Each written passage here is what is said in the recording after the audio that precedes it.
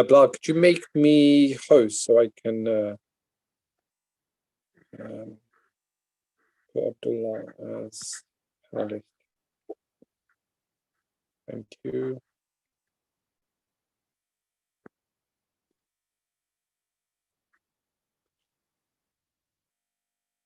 Okay, Assalamu alaikum, Shaykh. You should be panelist now, and I should be able to hear you.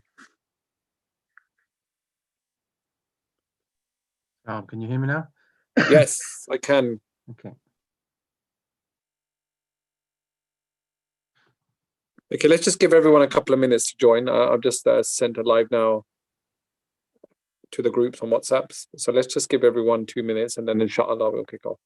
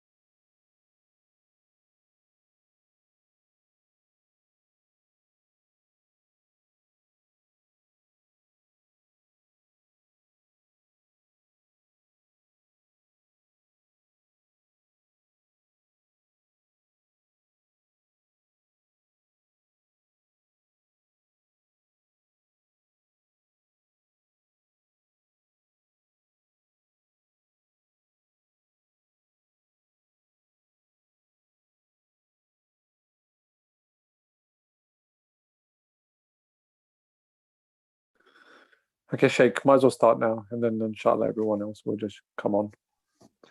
Okay, أعوذ بالله من الشيطان الرجيم بسم الله الرحمن الرحيم الحمد لله رب العالمين والصلاة والسلام على سيدنا الكريم وعلى آله وصحبه أجمعين اللهم لا سهل إلا ما جعلته سهلا وأنت تجعل الحزن إذا شئت سهلا اللهم صل على محمد وعلى آل محمد كما صليت على إبراهيم وعلى آل إبراهيم إنك حميد مجيد اللهم بارك على محمد وعلى آل محمد كما باركت على إبراهيم وعلى آل إبراهيم إنك حميد مجيد وبعد I want to talk about a really important thing actually.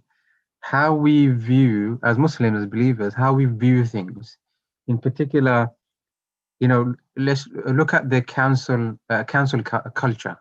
It's, you know, politicians talk about it, experts, academics talk about it.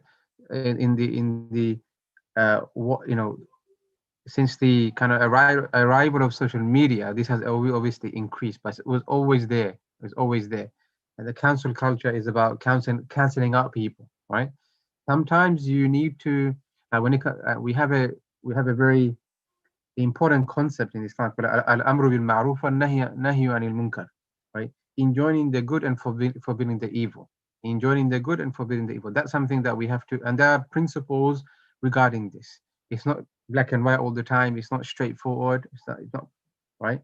There's a lot of complexities and there's a lot of nuances that we have to bear in mind when we do enjoying the good and forbidding the evil. But there are principles. The hadith mentions certain principles. The scholars mention certain principles.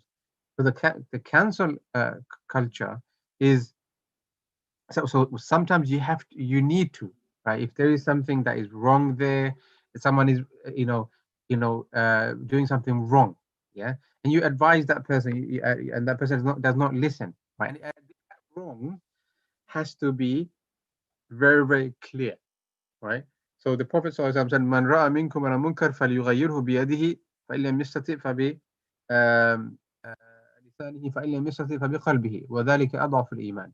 That whoever sees a wrong, and the scholars have written extensively on what this specific word, what does it mean?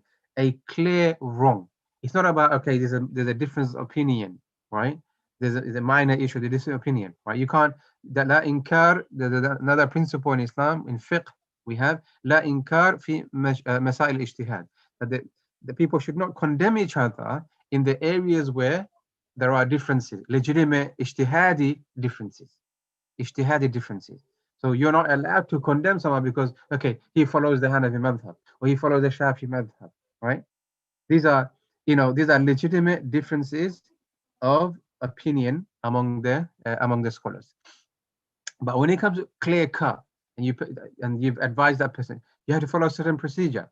You have to advise that person, privately, or get other people to advise him who he may listen to. There are a number of kind of procedures that one has to follow when it comes to advising people, when it comes to giving people the nasiha that they require. Yeah, if they persist, they're arrogant, and if they persist and they're doing that wrong, right, and you want to protect other people from it, then of course you can cancel that person, in the sense that you can go public and say that this person is doing this and that. But that is something that has to be done in a very surgical manner, with wisdom, with knowledge, with sincerity, with authenticity, without any hidden agenda. A lot of people who cancel other people out, they have certain hidden agendas. So it's a very tricky thing. But what I want to discuss and draw attention to today is about that when people, I'm talking about Muslims here, yeah, when people judge certain actions on social media and other places, right, they judge them by un-Islamic standards. The explanatory framework that they use are not necessarily Islamic, from the Quran and Sunnah and from the Sharia. When they cancel someone, or when they judge an action or judge something, they do so by employing a different kind of epistemology or a different un-Islamic standard, right? So if a person, for example, right, if a person has committed a transgression, I'm giving this an example, right? If a person has committed a transgression against God, a minor transgression, right, and who does not commit, sin? Everyone commits sin, but a person has committed a minor transgression against God. You see some people, they want to use un-Islamic standards, right, secular standards, and Islamic standards, right? Now, when I say secular, I don't necessarily mean everything secular is bad, right? But they use un-Islamic standards to determine whether to cancel that person or not, whether to enjoin the good and forbid the evil or not, right? But when it comes to a person who is blatantly committing and blatantly expressing views which are tyrannical, which are wrong, which are doing damage to Islam and damage the Muslims, then that person, they're not considered. They're not being censored or anything at all, right? There's so much hypocrisy. There's so much double standard, and this happens in the right of the political spectrum in the UK, and also left in the political spectrum in the UK. And unfortunately, Muslim, we become like, oh, you're either right or left. No, you're Muslim. You have ethics, and you have values, you have standards you have to abide by. So now I've noticed this a lot in social media, right? So we will blast the former, the person who has committed minor sin, right? At times, not all the time, right? Obviously, and we have, and sometimes we have to do that because obviously, a person done wrong. But again, you have to follow a certain procedure, right? You have to give that person time to rectify. You have to give that person time to repent. You have to, right? Because if you go and blast that person without giving that person time to repent and whatnot, then the situation becomes more negative.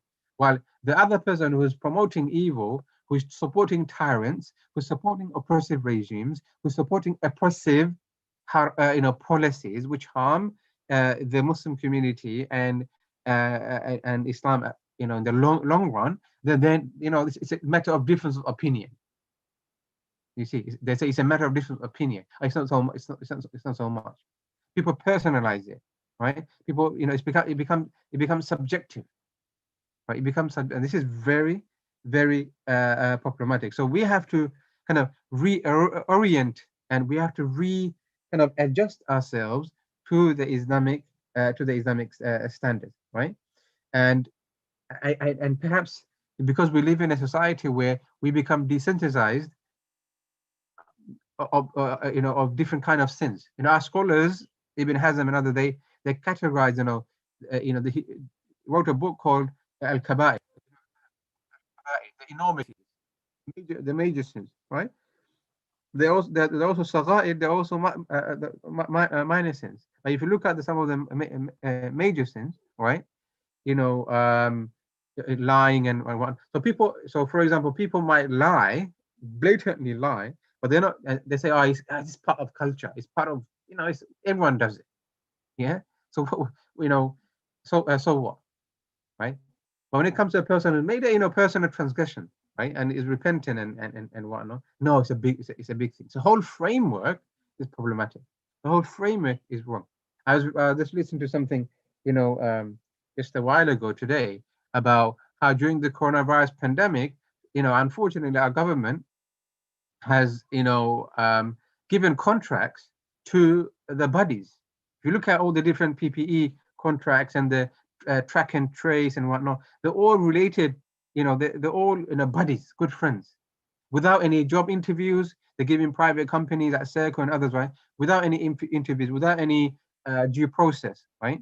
And people did not, they don't really care at that time because it's all about saving lives. And they, people took advantage of. That's why we have to have processes. We live in a democracy, right? We have to have processes. We have to have protocol. So now is coming to the surface that all the track and trace, billions of pounds, 1 billion or something, or hundreds of millions of pounds were given, but what happened? It still didn't work. We're back in the same kind of. We're far worse off than we were at the beginning of 2020 or in March 2020. We're in another lockdown, third lockdown, and there are, we've reached 100,000 people deaths in the UK. Diabolical. Whereas in New Zealand and other countries, they celebrated the new year by large gathering. They said we have 0 cases of coronavirus. This, is it incompetency? I don't think it's incompetent. It's just nepotism. It's just, taking care of my buddies. And I was speaking to some Muslim brothers where there were some reports about mosque and Islamic, charities, Islamic organizations doing the same thing, giving contracts to their buddies, giving contracts to the family members and whatnot. And I said, this is wrong. I told those brothers, I said, this is wrong, right? This is nepotism, and nepotism is haram, right? You can't do that. And the impression I go, well, it happens everywhere, right? It happens at government level. I said, well, that's not our standard. That's not our standard. They are not our teachers. A teacher is a Nabi sallallahu alaihi wasallam, right? So we subconsciously and psychologically been impacted by all of these, un-Islamic standards. So we have to do better, right? We have to do much better than what we are doing now. We cannot take, un-Islamic standards and try and Islamize it by just using 1 or 2 verses and hadith. It does not work like that. We have our own epistemology. We have our own framework. We have our own values and whatnot. Law, yes, it's not contradictory necessarily in everything what we see in the world, but some of it is, right? And sometimes these kind of issues, people might say, okay, these are, this happens, and people are not affected by it directly, but the community, the society is affected, right? The society is affected. Why? Because it creates an imbalance, right? If you're giving, peerages, and if you're giving contracts to people, your buddies, right, the rich will only become richer, right? And the poor, the vast majority of the people who are trying to survive, they'll not climb up because it's an unfair system. It's an undemocratic system. It's an unfair system. You can't give a camouflage of democracy, but yet at the same time, behind the scenes, you are doing anything but democracy, right? So the long run, what happens is that now the top 3% during the pandemic, they become richer. Over 70,000 people in the UK have become homeless during the pandemic. I mean, this is just unbelievable. 70,000 people have become homeless during the pandemic. This is a time where no matter what color you are, no matter what religion or creed you follow, it doesn't matter. We're all human beings at the end of the day, right?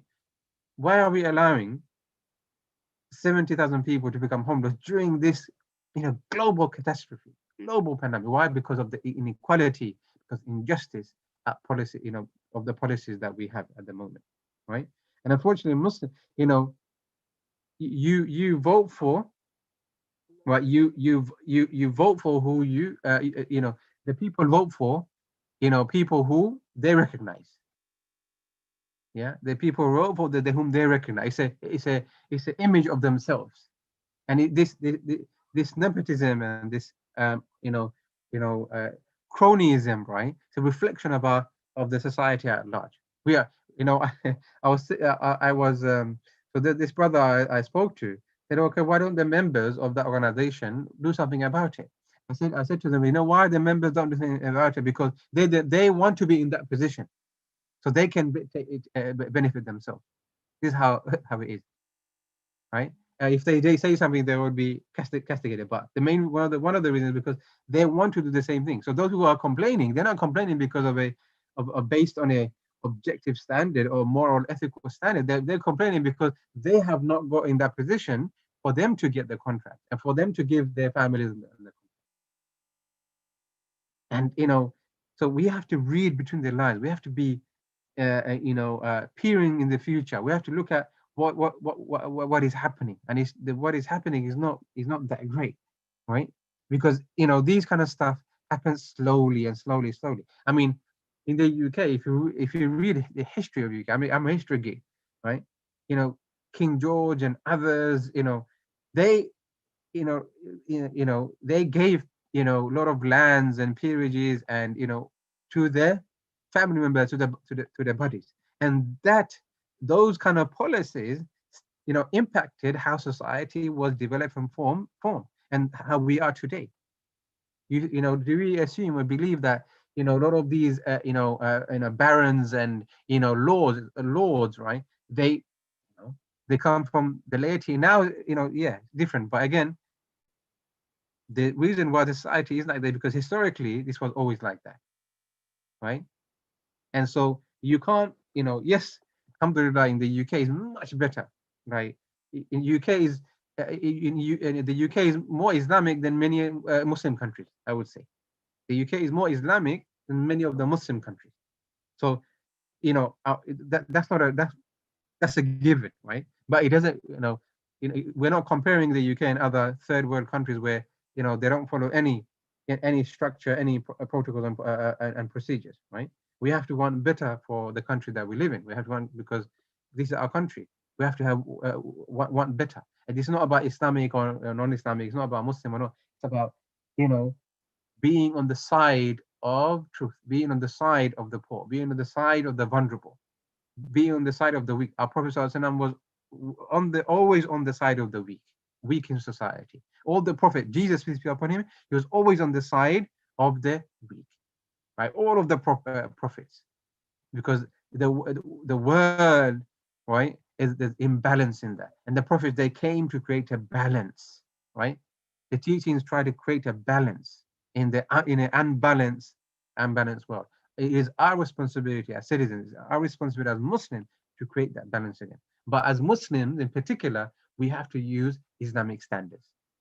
We cannot use un-Islamic standards to judge on something and to judge people or to cancel out people.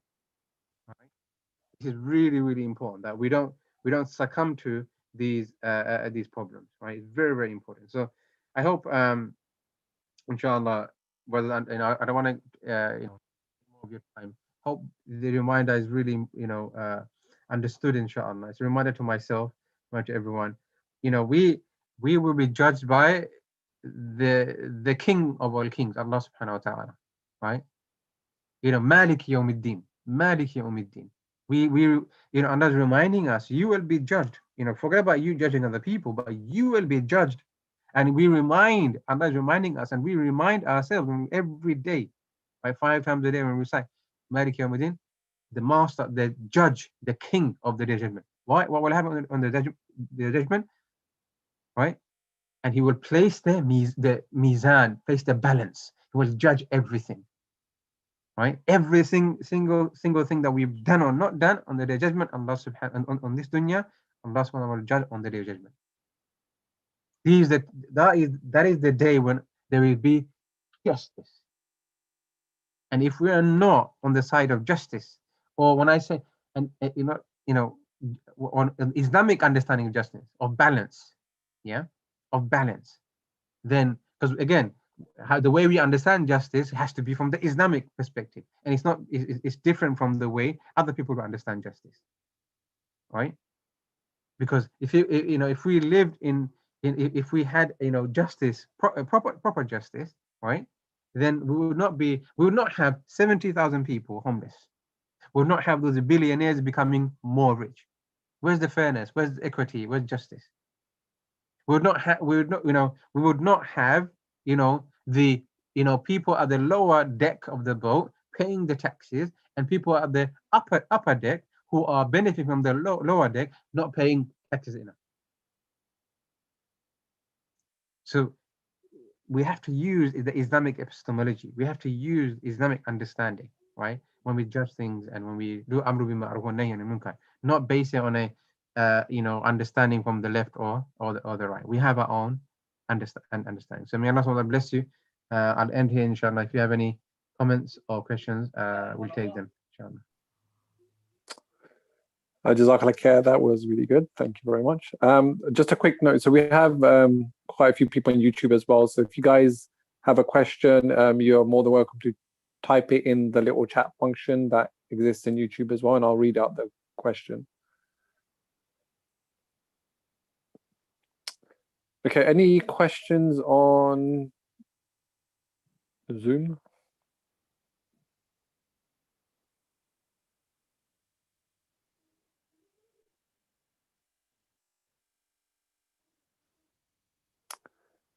No, but Abdullah, you know what I see, interestingly enough, just more of a comment from me, is in one of the things we talk about at work is unconscious bias as well, in terms of how you try and focus on people who you reflect familiarity against versus what you're like as well as a person, your background, etc.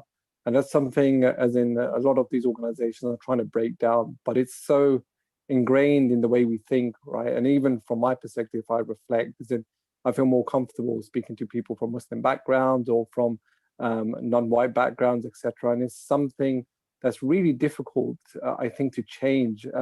So I think just a follow-up question, then maybe, is it from how can we, from an Islamic perspective, as in from our own faith, help to kind of change our mentality? Is it just comes down to education, or is it something that we specifically need to be focusing on?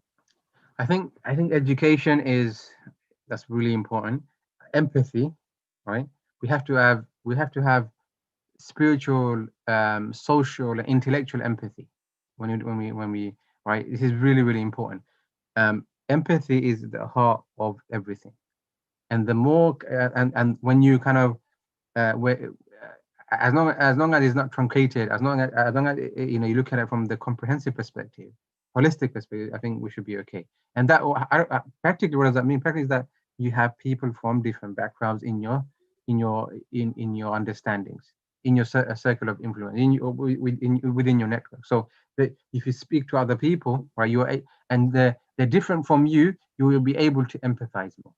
As if you're with your buddy all the time, right?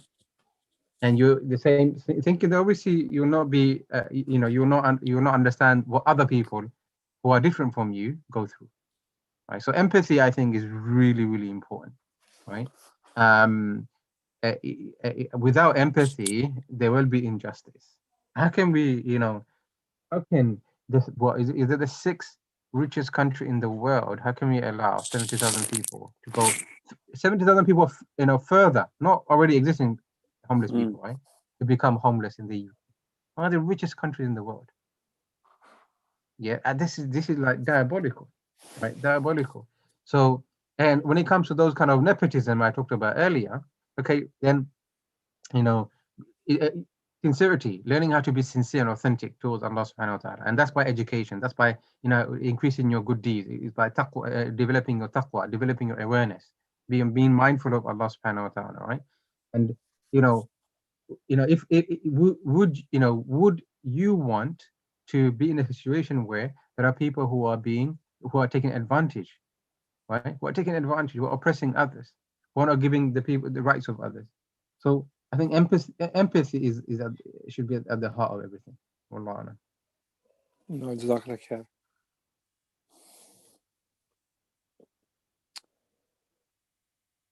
Okay, if no other questions, then inshallah we could finish up.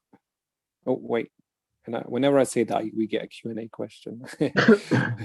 Right, a question not direct related subject. If someone has passed away from COVID in family, if someone has passed away from COVID and the family were not able to wash them due to rules, what's your view? If they were not able to, and inshallah, Allah is the most merciful, Allah will forgive. So in those circumstances, it's okay, right? And there are things that can be done. I'm not sure, if you go to the bbsi.org.uk,